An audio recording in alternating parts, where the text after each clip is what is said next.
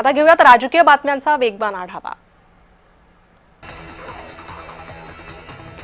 एकनाथ शिंदेंनी मालवणात पैशांच्या बॅगा आणल्या असा आरोप माजी आमदार वैभव नाईकांनी केलाय। भाजपवर आरोप करणाऱ्या निलेश राणेंकडूनही मालवणात पैशांचं वाटप करण्यात आलं असंही नाईक म्हणाले। काँग्रेस नेते विजय वडेट्टीवार यांनी ब्रह्मपुरी नगरपालिका निवडणुकीसाठी सहकुटुंब मतदान केलं। यावेळी त्यांच्याबरोबर त्यांची पत्नी किरण आणि मुलगी रोशनी यांनी देखील मतदान केलं।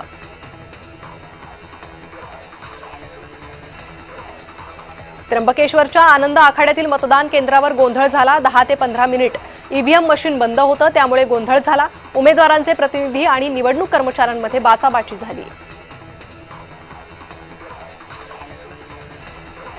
सिल्लोडमध्ये प्रतिनिधी मतदान केंद्रामध्ये जाण्यावरून वाद झालाय। भाजप उमेदवार आणि शिवसेना उमेदवारांमध्ये शाब्दिक चकमक झाली आहे। बंदोबस्तात असणाऱ्या पोलिसांनी दोन्ही पक्षाच्या उमेदवारांना बाहेर काढलं।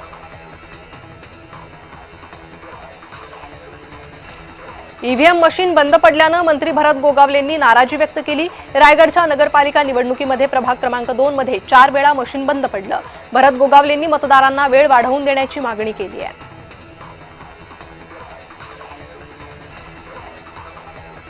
साताऱ्यातील जनता विकास काम बघून मतदान करेल। विकास करायला आम्ही कमी पडलो नाही, कोणत्याही बाबतीत नाराज नाही असं वक्तव्य खासदार उदयनराजे भोसले यांनी केलंय।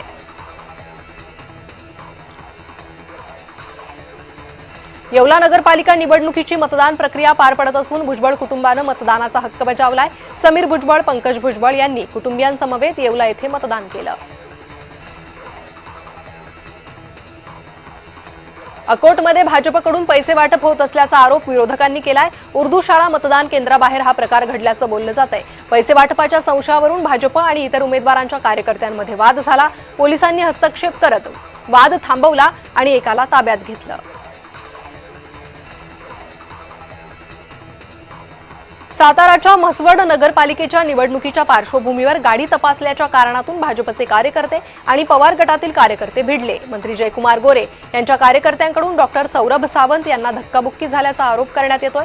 पोलिसांसमोरच मध्यरात्री मारहाणीचा प्रकार घडलाय।